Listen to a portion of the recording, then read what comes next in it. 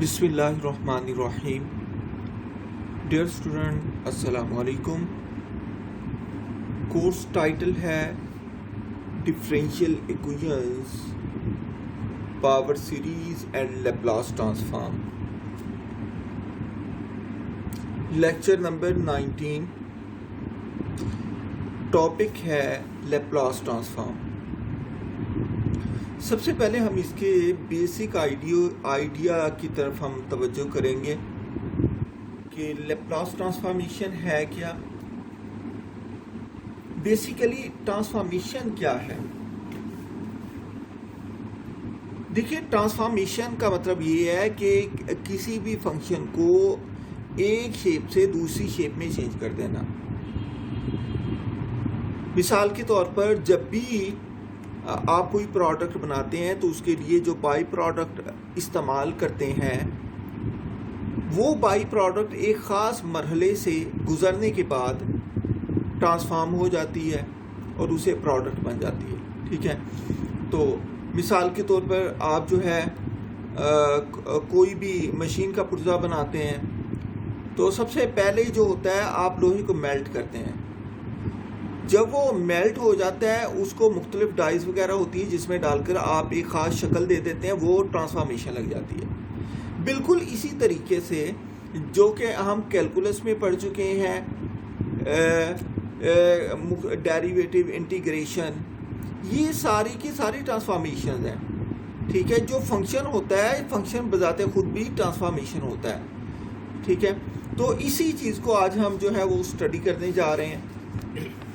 हम देखते हैं ट्रांसफॉर्मेशन का बिल्कुल एक बेसिक सा आइडिया मैंने लिखा है इसको। Laplace transformation in elementary calculus you learn that differentiation and integration. आपने कैलकुलस में जो स्टडी किया है वो स्टडी किया है डिफरेंशिएशन और इंटीग्रेशन। ये डिफरेंशिएशन और इंटीग्रेशन क्या करते हैं?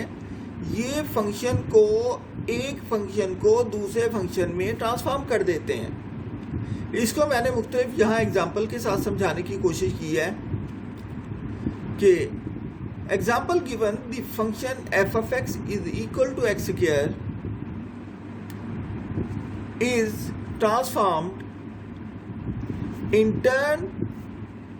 Into a linear function. मैंने कहा कि अगर मैं एक्स स्क्वायर का डेरिवेटिव लूँ तो एक्स स्क्वायर का डेरिवेटिव 2x आएगा। 2x जो है एक लीनियर फंक्शन है, मतलब डेरिवेटिव जो है इस फंक्शन को लीनियर फंक्शन में चेंज कर देता है। मतलब डेरिवेटिव ऐसी ट्रांसफॉर्मेशन है जो कि इसको चेंज कर देता है लीनियर फंक्शन में। और लीनियर फंक्शन के साथ साथ इसके अलावा और क्या होगा? फैमिली। इसके अलावा जब हम इसकी इंटीग्रेशन लेंगे, जब हम F of X is equal to X square की इंटीग्रेशन लेंगे तो इंटीग्रेशन आएगी एक्स क्यूब ओवर 3। ये किस में चेंज करके? इसको क्यूबिक में, लेकिन इसमें कांस्टेंट ऑफ इंटीग्रेशन भी है। जब मैंने कांस्टेंट ऑफ इंटीग्रेशन की बात की तो सी की वैल्यू चेंज करने से फैमिली चेंज हो जाएगी। मतलब सी की वैल्यू ऐड होने, जब हम एक्स की वैल्यू चेंज करते चले जाएंगे तो सी की वैल्यू ऐड होने के बाद मुख्तलिफ वैल्यूज़ की एक फैमिली बन जाएगी। अगर ये कांस्टेंट ना होता तो फिर तो सिंगल वैल्यू की हम बात कर रहे होते। मैंने यहाँ पर family of cubic polynomial function की बात की है। मैंने कहा जब हम इसकी इंटीग्रेशन, जब डेरिवेटिव लिया एक्स स्क्वायर का तो क्या आया? लीनियर फंक्शन आ गया। जब हमने इसकी इंटीग्रेशन की तो एक्स क्यूब ओवर 3 प्लस सी, इसने क्यूबिक पोलिनोमियल की फैमिली में चेंज कर दी इस फंक्शन को। यही मैंने बात की है। Example given the function F of X is equal to X square is transformed in turn into a linear function, a family of cubic polynomial function and a constant, और एक कांस्टेंट आ जाएगा इसमें, by the operation of differentiation। वो constant हमने इसलिए लगाया क्योंकि जब हम डेरिवेटिव ले रहे होते हैं, अगर उसमें कोई नंबर कोई कांस्टेंट नंबर आ जाए तो उसका डेरिवेटिव ज़ीरो हो जाता है, उसको वापस लाने के लिए हम कांस्टेंट ऑफ इंटीग्रेशन का इस्तेमाल करते हैं। ठीक है, तो मैंने यहाँ पर यही बात की है, a family of cubic polynomial function and a constant by the operations of differentiation, indefinite integration and definite integration। इसमें भी आप देखें, जिसमें इंटीग्रेशन की लिमिट नहीं गिवन होती वो इनडेफिनेट इंटीग्रेशन होती है, और जिसमें इंटीग्रल की लिमिट गिवन हो, इंटीग्रेशन में लिमिट गिवन हो, वो डेफिनेट इंटीग्रेशन होती है। तो हमने यहाँ पर ये बात की है, मैंने कहा मैंने जब एक्स स्क्वायर का मैंने डेरिवेटिव लिया तो आंसर 2x आया, मैंने एक्स स्क्वायर को इंटीग्रेट किया तो आंसर मेरे पास क्यूबिक पोलिनोमियल की एक फैमिली आई और साथ कांस्टेंट आया।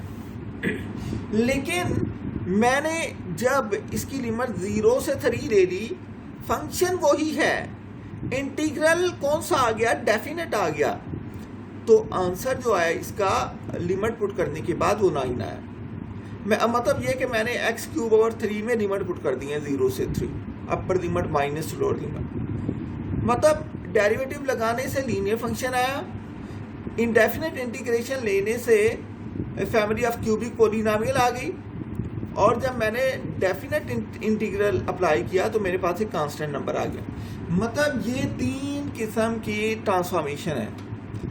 एक ट्रांसफॉर्मेशन जो है वो एक्स स्क्वायर वाले फंक्शन को लीनियर फंक्शन में चेंज कर देता है। एक जो हमारे पास ट्रांसफॉर्मेशन है इंटीग्रल की, इंडेफिनेट इंटीग्रल की ट्रांसफॉर्मेशन, ये स्क्वायर वाले फंक्शन को क्यूबिक पोलिनोमियल की फैमिली में चेंज कर देता है। और जो हमारे पास ये डेफिनेट इंटीग्रल वाला ट्रांसफॉर्मेशन है, ये एक्स स्क्वायर वाले फंक्शन को कांस्टेंट फंक्शन में चेंज कर देता है। तो इसी तरीके से मैं मुख्तलिफ ट्रांसफॉर्मेशन की आगे चल के बात करूँगा। मैंने ये सिर्फ आपको समझाने के लिए एक बेसिक सा आइडिया इस्तेमाल किया है। ठीक है, मैंने कहा more over these 3 operations possess the linearity property. Moreover, these 3 operations possess the linearity property. मैंने कहा ये तीनों की तीनों जो मैंने यहाँ पर ऑपरेशन इस्तेमाल किए हैं, इनमें ये लीनियरिटी प्रॉपर्टी को ओबे करते हैं, सेटिस्फाई करते हैं। ठीक है, लीनियरिटी प्रॉपर्टी का मकसद क्या है ये मैं अब आपको बताने जा रहा हूँ। लीनियरिटी प्रॉपर्टी का मतलब मैं बता रहा हूँ, यहाँ पर मैंने कहा this means that for any constant alpha and beta, this means that for any constant alpha and beta derivative of alpha into f of x plus beta into g of x is equal to alpha d over dx into f of x plus beta d over dx into g of x। मतलब अगर कोई constant multiply हो रहे थे तो derivative ने क्या किया, जब हमने डेरिवेटिव पर लीनियरिटी प्रॉपर्टी लगाई तो डेरिवेटिव जाकर फंक्शन पर अप्लाई हुआ, हर एक फंक्शन के साथ आ गया और उसका जो स्केलर थे या कांस्टेंट थे वो शुरू में आ गए। ये लीनियरिटी प्रॉपर्टी का रूल है, ये लीनियरिटी प्रॉपर्टी है। सिमिलरली अगर हम इसी फंक्शन के alpha F of X plus beta G of X into D of X इस पर इंटीग्रल अप्लाई करें तो इंटीग्रल हर एक के साथ आ जाएगा, और अल्फा बीटा क्योंकि कांस्टेंट है इन पर इंटीग्रल अप्लाई नहीं होगा। ये मैंने डेफिनेट इंटीग्रल अप्लाई की, ये मेरे पास डेरिवेटिव की ट्रांसफॉर्मेशन है, ये इंटीग्रेशन की ट्रांसफॉर्मेशन है, और ये मेरे पास डेफिनेट इंटीग्रल की ट्रांसफॉर्मेशन है। डेफिनेट इंटीग्रल में भी फंक्शन वही है, सिर्फ इंटीग्रल की मैंने लिमिट चेंज कर दी है। इंटीग्रल की लिमिट है from A to B into alpha F of X plus beta G of X into D X which is equal to alpha a to b f of x dx plus beta a to b g of x into dx। ठीक है, provided each derivative and integration exist। लेकिन शर्त ये है, ये तीनों की तीनों जो मैंने लीनियरिटी प्रॉपर्टी अप्लाई की हैं, इसके साथ लीनियरिटी प्रॉपर्टी की डेफिनेशन तो यही है, लेकिन शर्त भी ये है कि फंक्शन, जितने फंक्शन है, ये एफ ऑफ एक्स का डेरिवेटिव है और जी ऑफ एक्स का डेरिवेटिव है, ये डेरिवेटिव एग्जिस्ट भी करने चाहिए। अगर डेरिवेटिव एग्जिस्ट नहीं करेंगे तो ये लीनियरिटी प्रॉपर्टी नहीं हो सकती।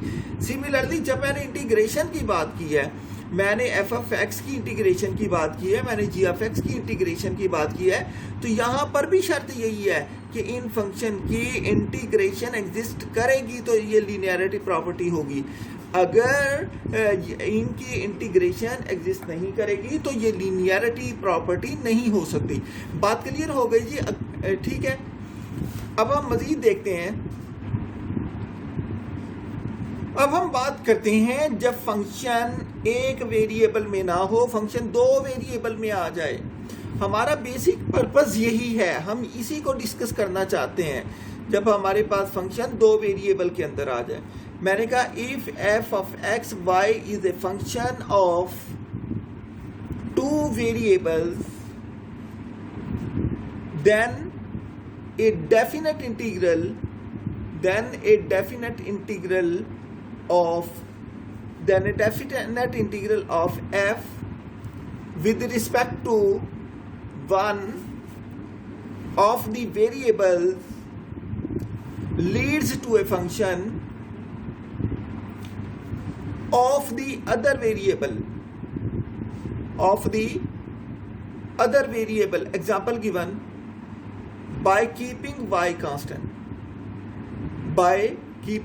constant we see that अब मेरे पास फंक्शन मेरे पास दो वेरिएबल के अंदर आ गया, यह 2xy² इंटू dx।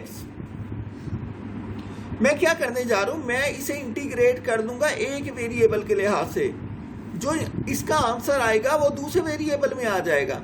जैसे मैंने जब इसे इंटीग्रेट किया 2xy² इंटू dx को, किसके लिहाज से? x के लिहाज से।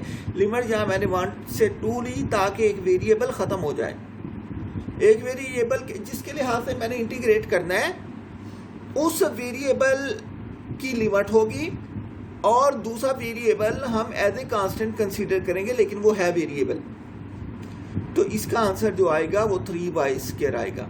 तो बेसिकली हम लैप्लास ट्रांसफॉर्मेशन के अंदर करते यही है कि हमारे पास फंक्शन जो होता है वो दो वेरिएबल में होता है।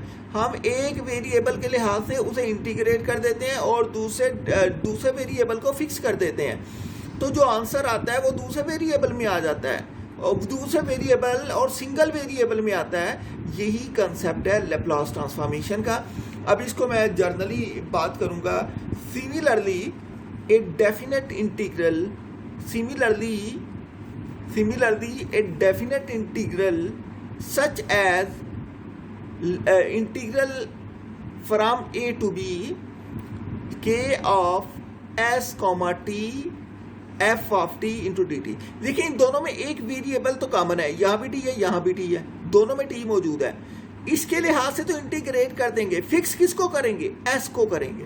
ठीक है, तो हमारे पास जो आंसर आ जाएगा वो क्या आ जाएगा? वो हमारे पास आंसर s के अंदर आएगा। मैंने कहा ये जब हम इसको सॉल्व करते हैं, ये मैंने जनरल बात की है, आगे चल के हम ये भी बताएंगे कि f s t होता क्या है, कौन सा फंक्शन होता है ये। ठीक है, f of t तो कोई भी फंक्शन हो सकता है, लेकिन k of s, t जो होता है ये एक स्पेसिफिक फंक्शन होता है। मैंने कहा transform a function f of t into A function of the variable s। तो ये ट्रांसफॉर्म कर देता है इस फंक्शन को दो वेरिएबल से एक वेरिएबल में। We are particularly interested in integral transforms of this last kind. तो हम जो इंटरेस्टेड हैं, हम इंटीग्रेशन में इंटरेस्टेड हैं, लेकिन ये जो हमने ये तस्करा किया इस तरह की इंटीग्रेशन कि जिसके अंदर दो वेरिएबल होंगे, हम उसे कैलकुलेट करने के बाद, ट्रांसफॉर्मेशन अप्लाई करने के बाद जो आंसर आएगा वो एक ही वेरिएबल के अंदर आएगा। ठीक है, और उस वेरिएबल को हम एस कहेंगे। We are particularly interested in integral transforms of this last kind, इस लास्ट काइंड के अंदर हम इंटरेस्टेड हैं, where the interval of integration is the unbounded interval. यहां पर जो इस ट्रांसफॉर्मेशन के अंदर इंटरवल इस्तेमाल करेंगे वो 0 to इन्फिनिटी, हम इसको जो है सेमी डोमेन भी कहते हैं, ठीक है, मतलब 0 to इन्फिनिटी। हाफ पूरी डोमेन क्या होती है? पूरी डोमेन होती है जी -इन्फिनिटी टू इन्फिनिटी होती है, दरम्यान में 0 होता है। तो हम 0 to इन्फिनिटी जो है यहाँ पर लिमिट ले लेंगे इसकी, तो ये किस में इस्तेमाल होगी? ये किस में इस्तेमाल होगी? ये लैप्लास ट्रांसफॉर्मेशन में लिमिट इस्तेमाल होगी, ठीक है जी। इसकी बेसिक डेफिनेशन की बात करते हैं। इसकी बेसिक डेफिनेशन क्या है? तो इसके बाद में इसकी सिंपल डेफिनेशन देखूंगा।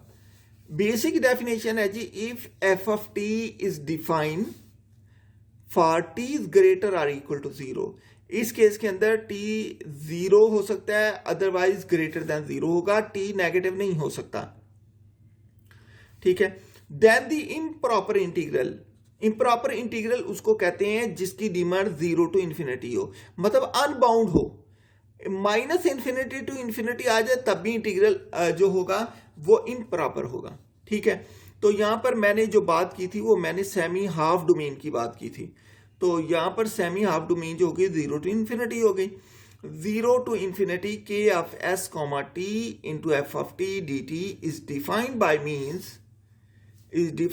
Means of a limit 0 to infinity K of s t f of t d T.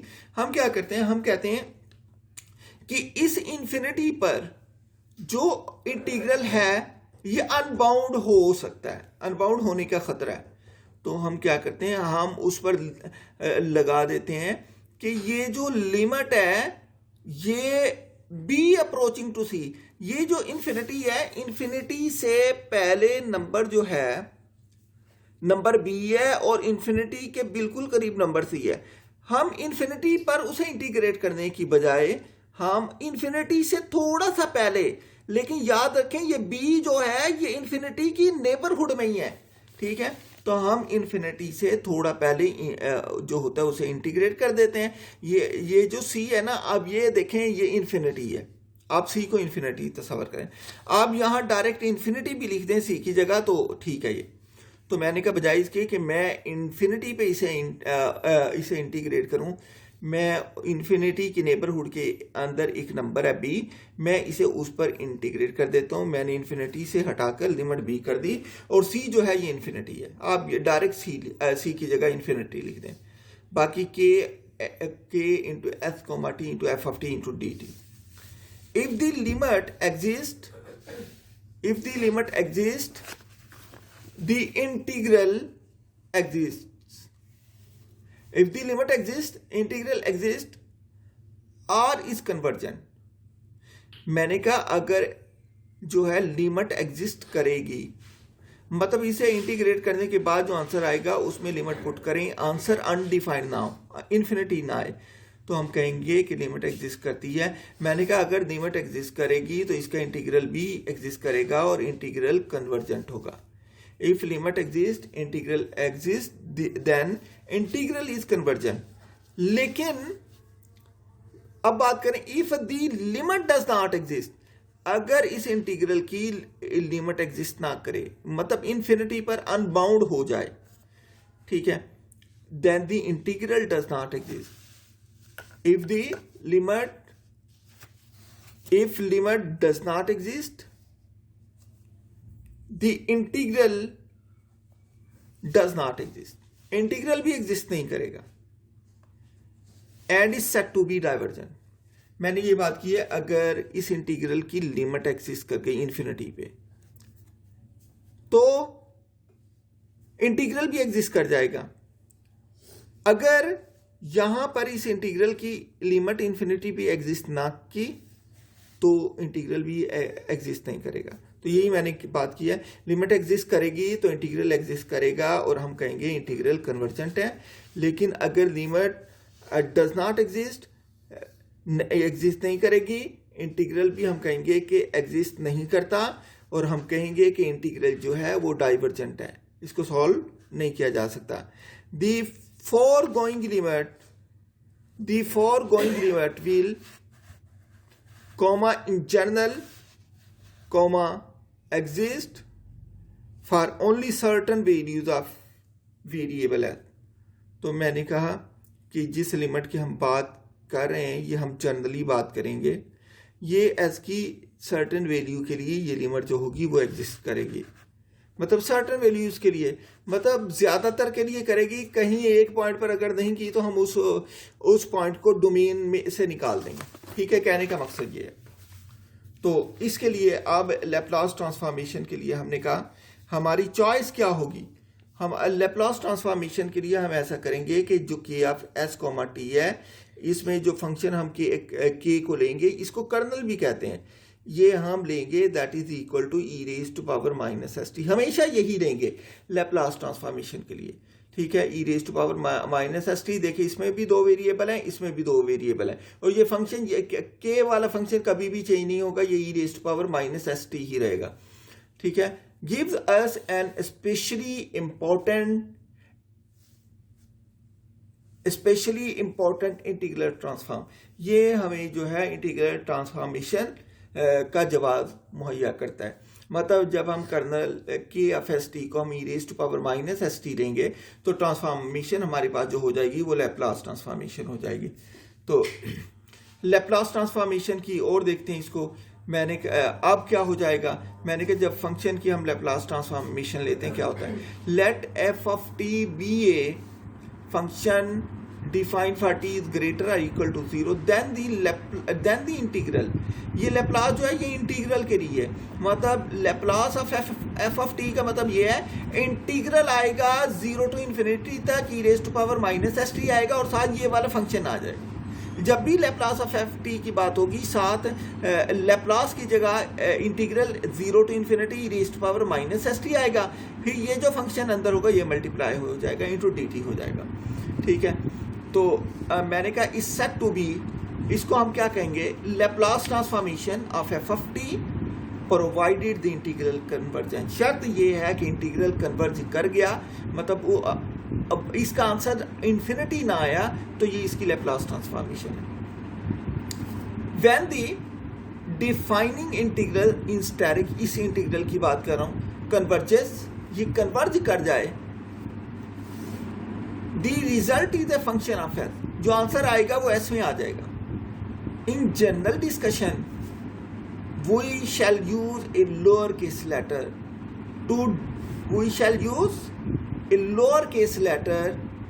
To denote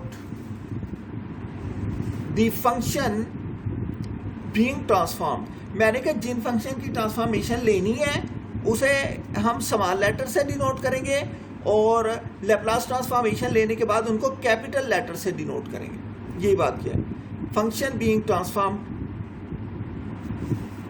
add the corresponding capital letters to denote its Laplace transform। जैसे मैंने कहा एग्जांपल की बात, जब मैंने Laplace of f of T लेना था तो ये सवाल था, जब लैप्लास अप्लाई कर दिया तो जनरली ये कैपिटल एफ को मैं कैपिटल लिख दूंगा, अब ये टी के बजाय फंक्शन एस का हो जाएगा। जब मैं इसका Laplace transformation small G of T का लूंगा तो लैप्लास ट्रांसफॉर्मेशन अप्लाई होने के बाद स्मॉल जी कैपिटल जी में चेंज हो जाएगा, इनटू एस आ जाएगा। सिमिलरली जब मैं इसका लैप्लास ट्रांसफॉर्मेशन वाई का लूँगा, स्मॉल वाई का F of T Y of T का, तो लैप्लास ट्रांसफॉर्मेशन लेने के बाद ये कैपिटल वाई में चेंज हो जाएगा इनटू एस। ये जर्नल बात कर रहा हूँ, इसके फार्मूले आगे चल के मैं प्रूव करूँगा। ठीक है जी, आज के लिए इतना ही, बाकी इंशाल्लाह हम कल देखें।